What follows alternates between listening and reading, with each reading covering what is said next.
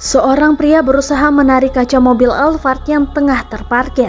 Aksinya tersebut terekam CCTV. Videonya pun diunggah oleh akun Instagram @fakta.indo dan viral di media sosial pada Senin 1 November 2021.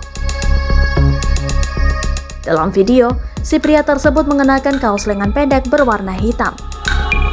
Ia juga mengenakan masker saat melakukan aksinya. Ia terus mencoba menarik kaca mobil Alphard sekuat tenaga. Ia bahkan terlihat bergelantungan pada mobil tersebut.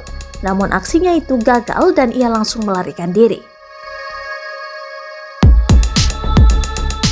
Atas aksinya tersebut, banyak netizen yang merasa geram. Ada pula yang merasa lucu karena pria tersebut sudah susah payah menarik kaca namun gagal untuk mencuri.